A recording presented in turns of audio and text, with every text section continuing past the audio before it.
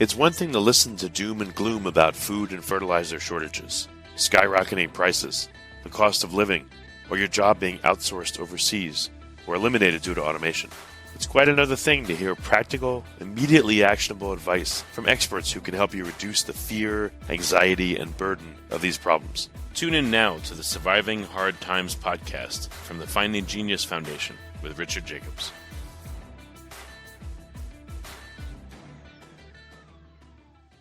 Before we begin, a note from our sponsor. I'm Richard Jacobs, Executive Director of the nonprofit Finding Genius Foundation and host of the Finding Genius podcast. In late 2016, I was rear-ended at 65 miles an hour by a truck on the highway, which sent me off-road into a ditch. The impact of the collision gave me a concussion and other injuries. At the hospital, a CT scan showed that I had thyroid nodules, which turned out to be cancer. It was then, when I had a biopsy of my neck, that I realized even if I was a millionaire, I wouldn't want a second or a third biopsy due to the pain and the invasiveness of it. And appointments at that time for thyroid experts were 3 to 6 months out, and I was worried about dying now, even if that was irrational. So because of this, I've decided to raise money to conduct a literature review on steroids, on the causes of anxiety and depression, a condition that affects well over 50 million people in the United States and hundreds of millions worldwide. Our goal is to create a codex, a guide that reveals all possible treatments for anxiety and depression for people that live with the condition or for loved ones that have it, as my wife and my son do. To find out more about our fundraiser, visit findinggeniusfoundation.org and click on current initiatives. And now to our guest. Hello, this is Richard Jacobs with the Surviving Hard Times podcast, sponsored by the Finding Genius Foundation. Hello, this is Richard Jacobs. I have Bob Bryant. He's the CTO at Mission Canine Rescue.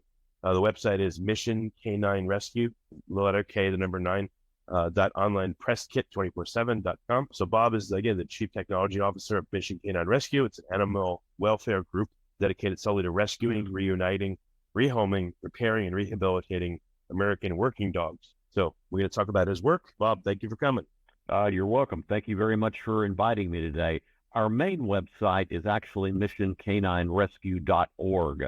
Thankful that you put out our press kit site, because that way the public can get on if they want to and they can see the work that we've been doing. But no, I appreciate you having me on your podcast today. Thank you. Oh, you're welcome. Tell me a bit about your background, how you got into working with working dogs. It's actually quite a story. My main line of work is merchant services. I work in credit card processing, primarily deal with e-commerce companies. Been doing this since 2005, have good residual income that comes in for it. And I was searching for some large Facebook groups back in 2011 that I could approach with an offer to, if they would, share my work, I would share my residual income. I met the founders of the group that preceded Mission Canine Rescue. They were doing similar work in the area. We met, they agreed, and we actually had success with it. And I mentioned to them that they should really consider doing social media advertising, Google ads. They hadn't really thought about that. And their executive director at the time was not interested in spending money, even though I think you and I know you have to spend money to make money. She refused. They ran out of money. She got a real job, quote unquote, and that organization had to be shut down.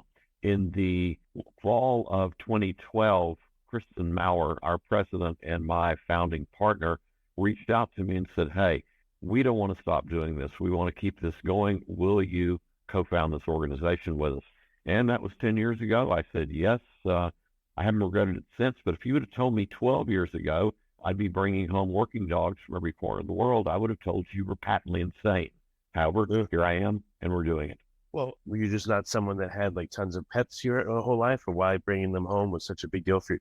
Well, no, I hadn't had pets my whole life. In fact, I didn't feel at that time in the manner in which I feel now about pets, which was that I viewed them as maybe, I'm not going to use the word disposable. I don't ever think they were disposable, but I never had issues with, dogs that people kept outside all the time, didn't come in much. We really didn't discuss it too much. But after working with Mission Canine and Kristen and my other partner, Louisa, and seeing exactly what these dogs are capable of doing, how intelligent they are, how they have saved countless lives in their service, it really moved me to a position that it became an emotional thing for me. I wanted them to get the help they needed. It really, talk about a shift in mindset. It was amazing how fast it shifted mind. Yeah, my daughter has a service dog that she trained, and it's really cool. I have the feeling now, or I think now, that everyone that owns a dog should at least do obedience training, because it makes the relationship with your dog a lot easier, if nothing else. You don't necessarily have to have them pick up stuff or open doors, but just the obedience training, again, like, seems to make more of a bond between the dog and the owner, and it's just a better relationship, I feel. I agree with you, and I'll add one more thing. It will keep the dog safer. If the dog is trained to be recalled by a particular method and the dog will always come, you're not going to have the problem of a dog being off leash maybe, and it takes off after a larger dog that can, do it harm. You can, do the recall, the dog will stay there. Of course, the good idea is probably not to have the dog off leash in the first place, but a properly trained dog will save itself from a lot of grief as well. Oh, interesting. Okay. So when you say working dogs, what are some of the functions that you help train dogs for? Is it for police and the emergency techs, or is it for regular folks, or what do you do training? Well, actually, we don't train them to do anything. We actually try to untrain them. The organizations that provide the training are the entities that own them. In the case of majority of the dogs we work with, these are military working dogs. They are owned by the United States government.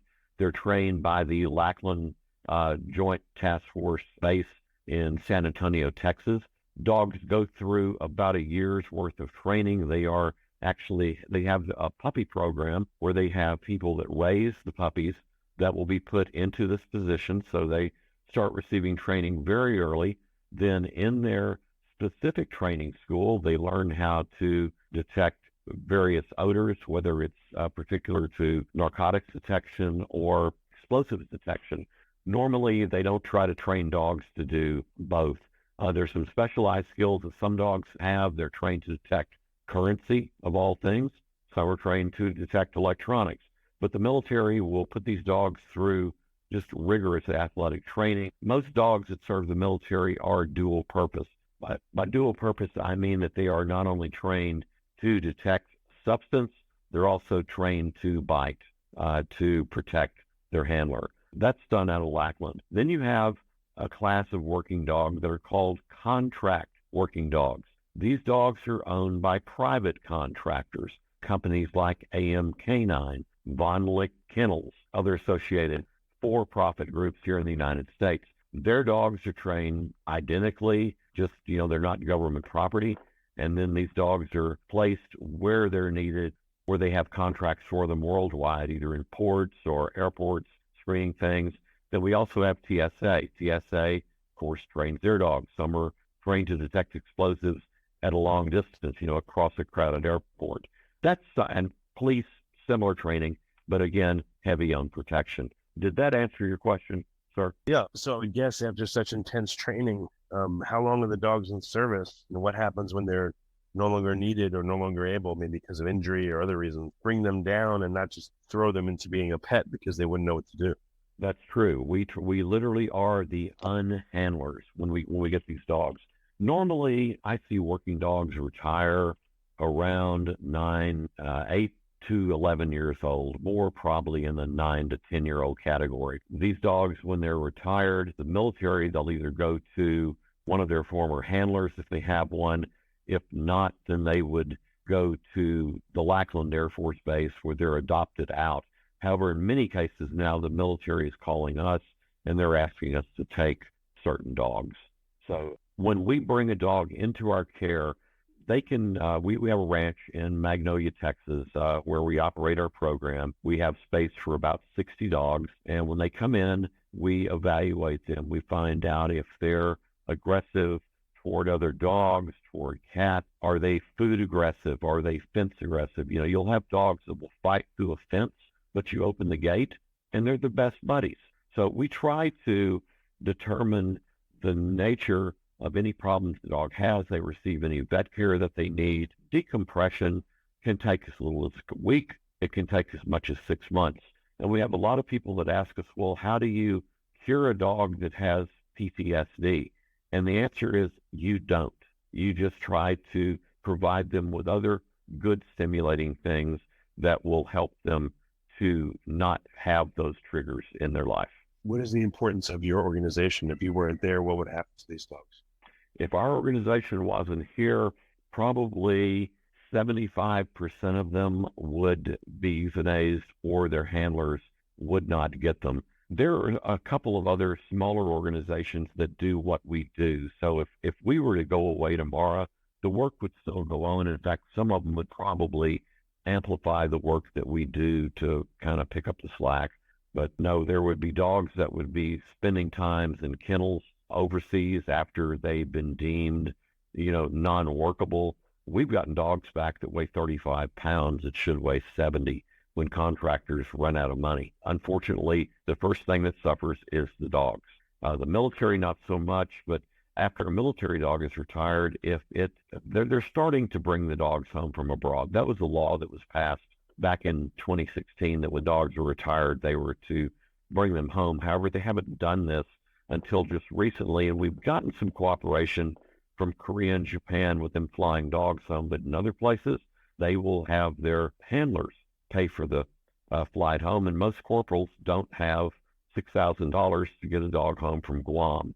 So that's where we come in. We have a very generous donor base that provides the funding for these reunions, for the care these dogs need, for anything that they might require. I would think that the dogs that have been trained as for protection, to bite in case, or bite on command, are those the toughest to bring back into society, or what kind of training? Yeah, I'd say yes. And the reason I say that is because laying at my feet down here is retired Canadian Police Canine Navy. Navy is a bike-trained drug dog, and I literally have to keep my head on the swivel when I'm out with him. He is very protective. Taken a bike from him once from a friend that came up that's hard of hearing. I told him to stop. He didn't hear me. Then I gestured with my hand for him to stop. My dog's just laying down. I think he's comfortable. He's ready to get the guy. Richard reaches his hand out to shake mine. At that time, Jaws jumps up off the ground, just absolutely going at him 100 miles an hour. I turned, stuck my arm out, took the bite. He immediately let it go. He realized he screwed up, but I couldn't be mad at him because he did exactly what he was trained to do. No, it's very, very difficult. And when we have police canines or dual-purpose dogs, meaning attack and substance detection, we're very selective about who we adopt to, because these dogs, one bite and there's trouble. 2 bites, the dogs get euthanized. So we don't want that to happen to our dogs. Okay, that makes sense. Can you detrain the dog that's been trained to bite, or it's forever with us? It's always there. Huh. So where do these dogs typically go? They go to homes with individuals that are familiar and able to handle large breed dogs that may have aggression training. There's a number of people that were in the United States military that have worked privately that we have enough places to put them. Now, we've also got a lot of dogs that don't bite, that are great, that just want to lay on the couch and lick whoever comes over. There's a little bit of both, but we find homes for all of them. What happens to the dogs that are trained to, identify drugs or plastics or whatever? Do they still have that ingrained? Do they? Oh, yes. Their own and sniff things to death, or what happens? I have a new office here where I am now. One of our donors is downsizing, and he'd given us office space, but wasn't going to ask him for the space I needed in his new building, so we leased the place. And the first thing that Canine Navy did when I walked him in the door is he searched the entire office, and he alerted on the spot where I found what was marijuana at one time. Somebody had put it there. We have handlers. In fact, one of our military working dog handlers named Vance. Vance reunited with his dog named Icar several years ago, and Vance taught Icar how to sniff out elk antler sheds up in Idaho. He's made quite a bit of money, and the dog loves to hunt them. We don't allow any of our dogs to be worked in a commercial aspect after they're retired, but if you want to hide something, let the dog find it for fun. Absolutely. My dog's learned how to find tennis balls. He's found a couple of hundred in the last 3 years, just buried in bushes. You name it, he collects them. Yeah, that's pretty funny. amazing, their skill. How do you introduce dogs to a new owner, depending on their training? Like, especially, again, the bite training, finding things. Like, how do you educate the new owners on what to do? First of all, our adoption process is pretty selective. We want to make sure that we put the right dog with the right people. And for that reason, we don't always post pictures of all our dogs on social media because everybody will want to adopt the dog they see in the picture, and that dog may be the worst fit. First thing we'll do is we will go over with the adopters, the language that their dogs were trained in. They were either trained in German or Czechoslovakian. Some of them are trained in French. Some are trained in English. Navy speaks French and Czech, so he's bilingual, I guess. We will tell them how to get them to search, tell them what the commands are. For instance, to tell a dog to heel in German, you tell them Foos, F-O-O-S, and they will come to you and they'll walk by your side. So we make sure they know how to do that. The dogs that are bite trained, we just want to make sure that these people, when they come down, that they're able to handle the dog. They're, strong enough to handle the dog. They have a strong enough will to tell the dog no and make sure the dog means no without being cruel or, ultra disciplinarian. We don't want any of our dogs, getting in trouble on a regular basis. But working with bite trained dogs is just like drug dogs, bomb dogs. You just have to get to know the dog, and the owners get to know the dog pretty rapidly. Okay. Well, what are some of the challenges that you guys have in your work that, most people wouldn't know about? That people care more about dogs coming home than they do about keeping them healthy once they get home. I can put out a request. For instance, we were aware that there were working dogs left behind in Afghanistan during the troop drawdown at the Kabul airport. Not United States military working dogs, but United States and Canadian contract working dogs. The Taliban took those dogs, and we've gotten reports about it over the past couple of years, but now we find out that there's about 20 that are going to be ready to come home. The local group that we work with is getting the Taliban to release them. I'll have no trouble raising $40,000 in 3 or 4 days to get dogs home from Afghanistan. But if those dogs need health care when they get home, it's like asking, me asking you if I can pull your wisdom tooth. You're really not into that. They're happy when they come home, but they don't seem to care so much if they're healthy, and that kind of seems like a disconnect. I hope that the public would want the dogs to have the care they deserved from the work they performed abroad. Is there any pension or dispensation that the military will give? No, sir. Working dogs, military, contract, or otherwise, receive nothing. We're pushing the military to provide health care for life for these dogs. I mean, soldiers get VA benefits. Why not the dogs?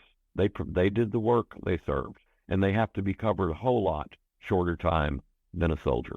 Are they designated as equipment? Maybe they're not even on paper living things. Maybe that's why. Well, there's a bill right now that's trying to be introduced that will force the military to recognize them as soldier assets rather than equipment. But currently, they're considered excess when they cannot work. And so your answer is yes, they are still considered equipment, but that is changing fairly quickly. So what's next for the organization? Are you're working to have, I guess you're working with the military to have them recognized, but what else do you see there's a need for in order to help these dogs? Well, just to bring more home. We've been doing this 10 years now. Every year we do just a little bit more. The more people that find out about us, the more people they know that have dogs, the more requests we get to take them. We just have to maintain adequate funding to be able to support the workload that's just out to us. A lot of people ask me, I need your budget for 2023. I look at them and say, I don't have one. They say, why not? You did $1.7 million in 2021.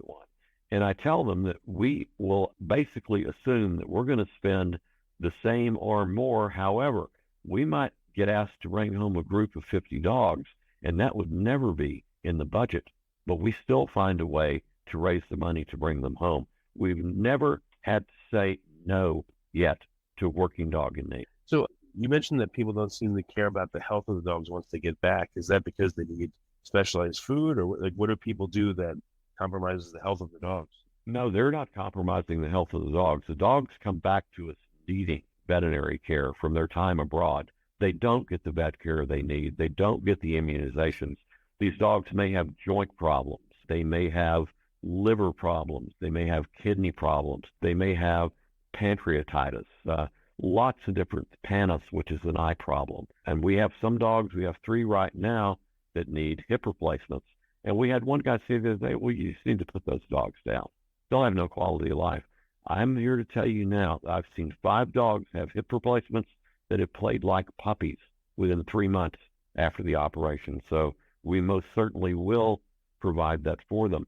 No, I just think that people assume when it comes to healthcare that someone else is going to pay for it. That's not that they don't care, it's just that it's not on their priority. They will give to bring a dog home before they will give to help a dog get, say, TPLO, joint surgery, or a hip replacement. Would it make sense to identify the needs of any of the particular dogs before they're slated to come home? Tie the two together? We do it all the time, and that's exactly, while we don't necessarily try to tie it together, we're very upfront about what dogs are going to need. And generally, these transports, we're fortunate that they're overfunded. And when they're overfunded, that gives us funds to apply to vet care, and it generally all works itself out. What does it cost to bring a dog home? Is there a certain amount, and that's what you raise money for? Or do you raise for, like a plane has enough room for 25, so then you're raising for this particular group size? Like, how does it work? No, it depends on where the dog is coming from, first of all. For instance, in the Middle East to, let's say, Korea to Japan, we'll normally fly over there, and one person can fly back with 2 dogs as they're considered escorts. Flights from Korea and Japan, even with escorts, are around $4,500 to $5,000 a dog. From the Middle East, it's about $2,500 from, say, a flight from Kuwait, flying as escorts. However, you get to Afghanistan, you get to Guam, that doesn't happen. Also, places like North Africa, where we bring in dogs that have done demining work, there's no escort flights. Those flights can be $6,000 a dog. And we will just raise the money. We'll say, hey, it's this much a piece. We need this much money. And we put it out there, and people will give toward it and make our goal. And then if we do overfund it, as I say, we will use that for any vet care that is not included in the funding I requested. That's crazy how it could be so expensive. Yeah, if their dogs get reclassified in the right way, then what would happen to the expense of transporting them because they're soldiers' assets? Would it come down? I'll answer that question exactly. Recently, the United States Air Force did us a big favor. They flew 2 dogs from Japan to their base in Seattle, Washington. And in that case, all we had to do was then get 1 dog to Florida and then get another dog up to Illinois. So we had the cost of stateside transportation, which was about $1,500, $2,000 a dog at that point. Even then, yeah, that's crazy. I would think they have, radically discounted flights for military personnel. So why not? No, sir. It's air cargo. It's precious. They fill it at the top price, first come, first serve. Dogs that we take to reunite with their military handlers all across the United States, these particular dogs, in many cases, we will fly them in cabin. I know Southwest Airlines has got kind of a bad rap recently, but they were one of our best, and they rolled out the red carpet. We had a dog that was going to a handler. We sat right up in the front seat in the bulkhead. The dog sat with us, and they made a big deal out of it. But no, anytime we're flying, anytime you're talking overseas, the dog has to fly in the belly of the plane in cargo. Can't be in cabin. What you just told me, that story, it makes sense for protection on the flight. I don't know, could you do something where, I don't know, the dog is trained to protect any entry and, the front door for the pilots, or protect the pilots somehow? I mean, then it would serve an additional function. And I wonder if the airlines actually would compensate you in a certain way, because then the dog would temporarily be like an employee of the airline. Had never thought about that. My thought, though, initially, is that the dog would be a bite risk to every passenger on the plane. Well, maybe not bite, but, are there dogs that are trained to, I guess, herd or block off or get in the way of someone if they're being approached by someone? Not necessarily bite them, but just ward the person off, like a sheepdog or something. Maybe so. Just remember, though, these dogs are older. It would be like asking your granddad to fight for you. The thing is with dogs, though, they're so loyal and they're so wonderful. They will, no matter what state they're in. I know. I just hate to see. I've seen some do it, and I've seen a lot of dogs get hurt. No, it's an interesting idea. I think, honestly, I think a younger dog that was trained for that kind of work, it would be great. The older dogs, not so much, but it's interesting for sure. Well, I'll just say one more thing. I'll let it go. But if I was a passenger and it was announced that we had a special dog on board that is training or is trained to, to defend the pilots in case of whatever, and he'll have a vest on, so please don't pet him and just be aware. And even if the dog doesn't have that particular training, I think people will be like, whoa, they would stay away, and the dog probably wouldn't have to do much. Very true. Did you know something very similar to that? You talk about the way the dog looks, whoa, scary, stay away. That's the reason why the TSA security in the airports uses Labrador retrievers, German short-haired pointers, and Springer Spaniels. It's because they're not scary looking. People are comfortable. Yeah, that's true. A Belgian Malinois or a German Shepherd is a little bit intimidating. You get sniffed down by one at the airport. But the little lab comes and dances at your feet and sniffs you. You just want to pet it. So why do they do that? Because did they try it when they had scarier dogs and people just didn't react well, or what happened? I don't know the exact reason why. I can just tell you that the handlers I've spoken with, one gentleman we know that's over the Western Pacific region, is the one that told me that the public responds positively to the, dogs other than Shepherds and Malinois. And obviously they've had some sort of airport, interaction to make that judgment, but I don't know exactly. Well, hopefully, maybe you can massage the idea and bring it forth at some point if you think it's good. So there you go. Appreciate your contribution. It'd be funny if you could have it speak on command and then they do the flight instructions and they go, all right, the dog goes, oh, oh. Yeah, tell them show them where the exit door is, put on the life vest. Exactly. Yeah, cool. So it sounds like a wonderful job that you have, a wonderful mission. Where do you see it going over the next few years? How do you want to grow it, expand it, or refine it? Well, I'd be delighted if we weren't needed in a few years, but unfortunately, I don't see that coming to fruition. I need to develop more avenues for funding. We could do a lot more at about a $4 million a year work level than we can at 1.8. There's some things we'd like to do. We'd like to better our facilities. We'd like to be able to take in more dogs. We'd like to be able to keep some longer, but we're not a hospice. We don't keep them for life. There's a couple organizations that will do that. However, just good positive growth and trying to make people aware of what we do. It's amazing. After 10 years, there's still some people that have never heard of us, but it just is what it is. Part of doing work. Yeah. Do you raise money? Are you nonprofit, or how do you? Yes, we're a 501c3. I'm the one that does it. I'm the one that's responsible for making sure everybody gets paid, that all the dogs get home. I raise a lot of money via social media advertising through targeted ads on Facebook. I do a little bit on Instagram. We have a Google advertising grant that gives us a set amount of funds each month to use on Google AdWords campaigns. We have those very optimized. Our search engine optimization is on point. We're number one for most of the top 10 search terms on that. And we've developed a good network with entities that provide grants of various sorts. And one thing you should know, or anyone who wants to give it should know, is that we really are non-profit. Of $1 given, 93 cents actually goes to the work. I use the other 7 cents to advertise to get another 93 cents. Nobody's flying first class. Nobody's staying in fancy hotels, eating in, $100 a plate restaurants. These ladies that haul these dogs all over the country, they sleep in roadside park. I've fussed at them before, told them they should, live up a little bit more of a notch, but no, they want to save the money and they want to make good use of donor funds.